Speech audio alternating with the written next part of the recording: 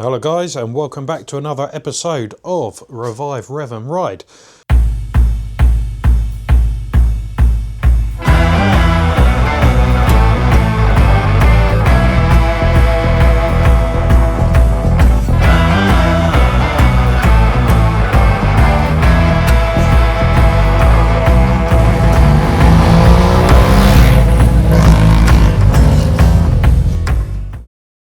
On the bench today we have a FZ1, basically an R1, don't you know.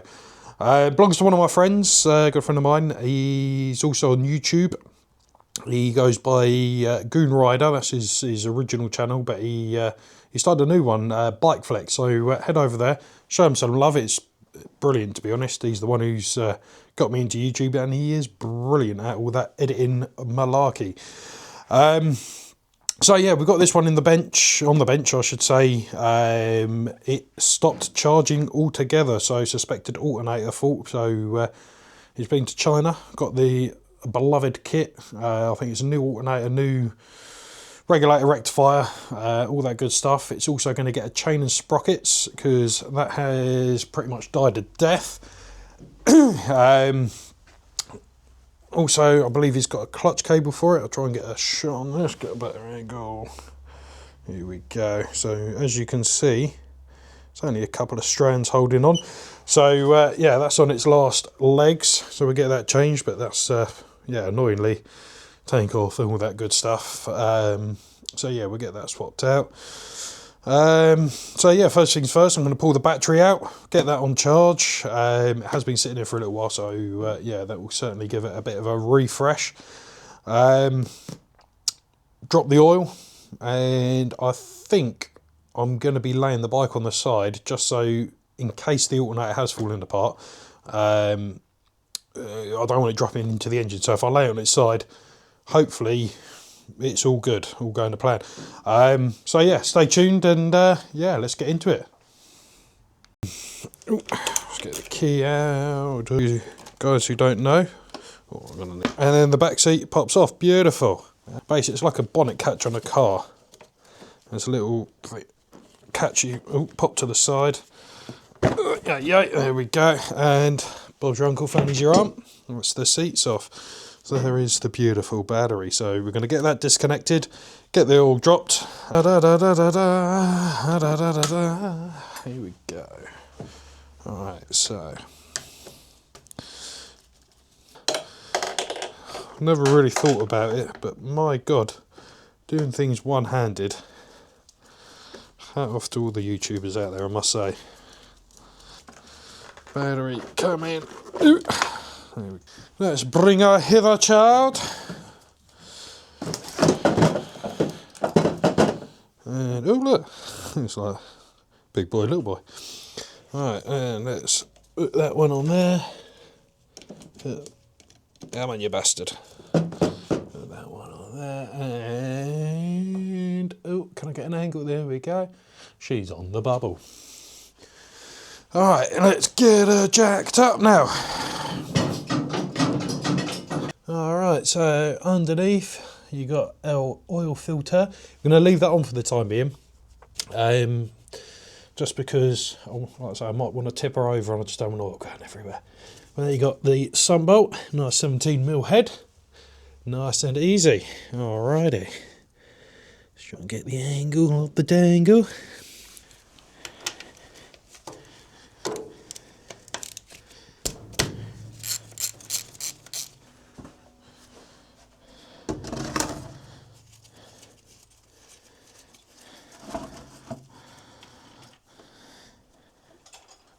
There we go, so oil's draining off nicely. So what I'm going to do, I'm going to have a little mess about. I'm going to find the cables, get them all disconnected, trace that back, hopefully. Oh, don't be a... I think it's again, I might have to take the tank off to get to it. Probably will, to be honest. Well, the oil's draining, the tank has to come off anyway, so nothing's lost there. Okay guys, well here we go, got the tank off. If you've done one before, not mega hard, but there's just so many screws you have to take these infill panels off, then you've got like the front cowling to it that has to come off, and then finally you can get to the bolts for the actual tank. It's, I'll show you. You know what I mean? Just to get the tank off, it is quite a palaver.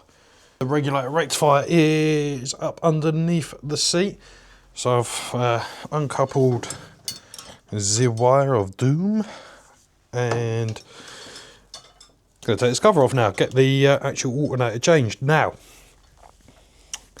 first problem, I don't know if you can see, so one bolt, absolutely fine.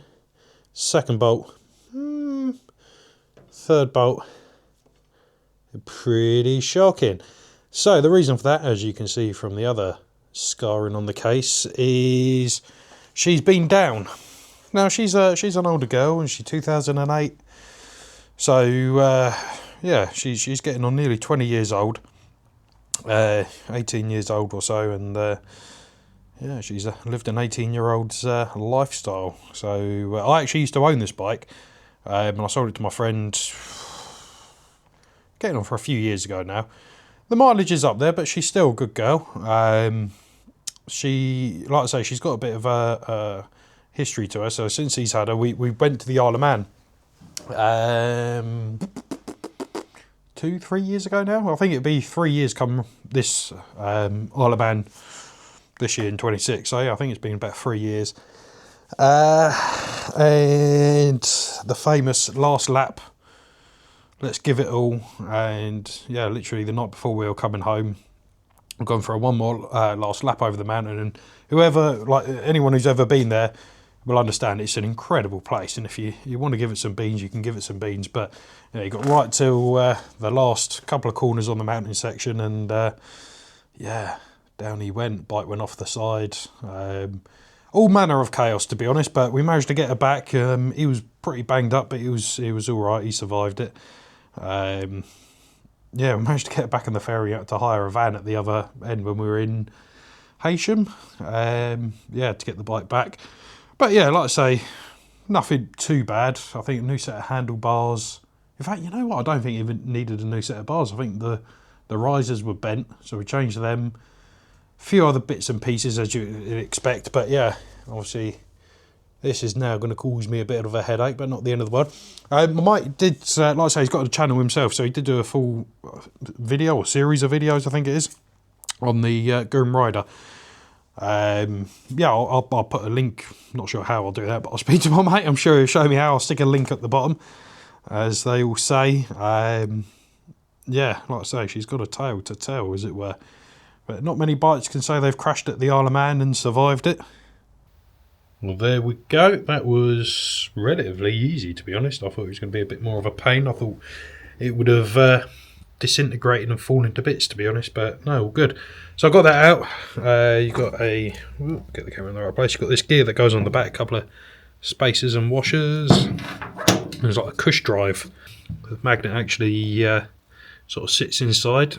Them bolts at the front, them look like completely shaven down, were actually not too bad. I had the joy of just digging out a bit of Isle of Man mounting section out of them.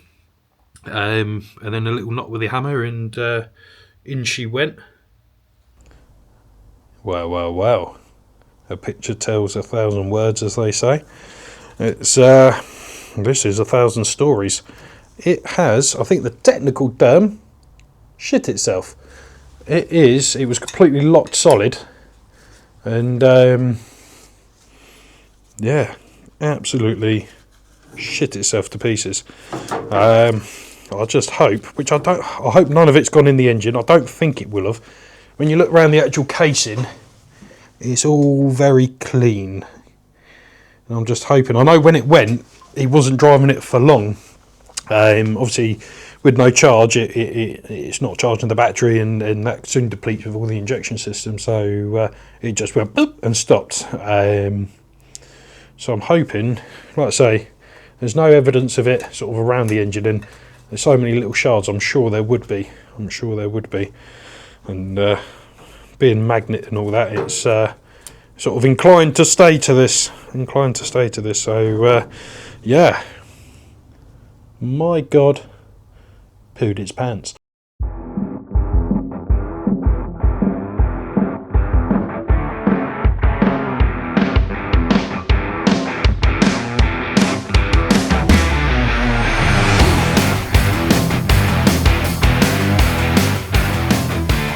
Go. Casing's all cleaned up, beautiful, and the engine, as the Germans would say, yeah, all cleaned up, all goody gumdrops. So now we've got this lovely new set of windings, and in there is a fucking great magnet. So yeah, I'll stick them back together. Shouldn't take too long from this point onwards, but again, other cameras working, so yeah, I'll bring you along for the ride.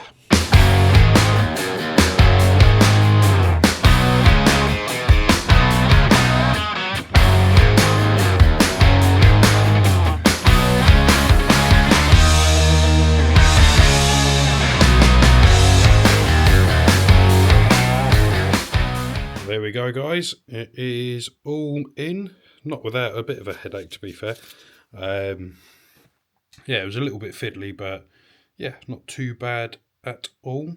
Got that all plumbed in, got the cable routed, wherever she goes, up under here. Got the new Regulator Rectifier, that's all bolted in. Yeah, just put some oil in, fire up and check the charging, really. That's the last thing to do.